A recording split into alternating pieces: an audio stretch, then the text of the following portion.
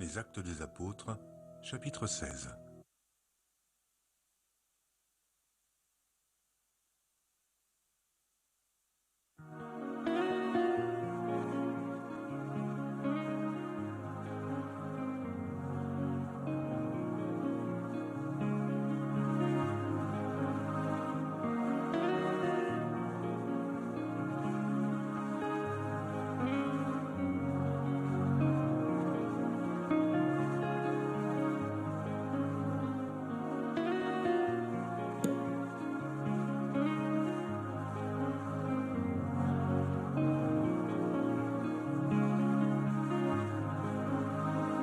Waouh, waouh, waouh. Je peux acclamer, non, pour les encourager.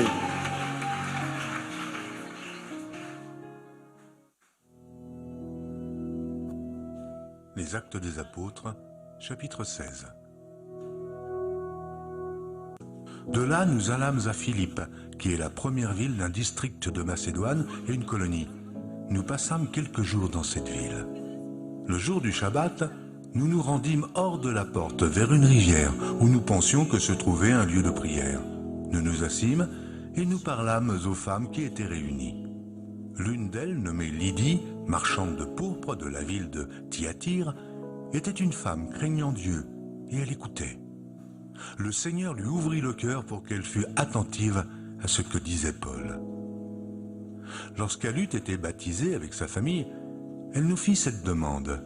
« Si vous me jugez fidèle au Seigneur, entrez dans ma maison et demeurez-y. » Comme nous allions au lieu de prière, une servante qui avait un esprit de python et qui, fait bien d'acclamer, procurait un grand profit à ses maîtres, vint au devant de nous et se mit à nous suivre, Paul et nous.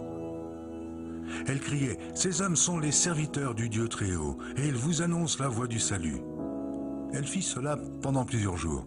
Paul, fatigué, se retourna et dit à l'esprit, « Je t'ordonne au nom de Jésus-Christ de sortir d'elle. » Et il sortit alors même. Les maîtres de la servante, voyant disparaître l'espoir de leur gain, se saisirent de Paul et de Silas et les traînèrent sur la place publique devant les magistrats. Ils les présentèrent au prêteur en disant « Ces hommes troublent notre ville. Ce sont des Juifs qui annoncent des coutumes qu'il ne nous est permis ni de recevoir ni de suivre, à nous qui sommes Romains. » La foule se souleva aussi contre eux et les prêteurs, ayant fait arracher leurs vêtements, ordonnèrent qu'on les bâtît des verges. Après qu'on les eut chargés de coups, ils les jetèrent en prison, en recommandant au geôlier de les garder sûrement. Le geôlier, ayant reçu cet ordre, les jeta dans la prison intérieure, et il mit les ceps aux pieds.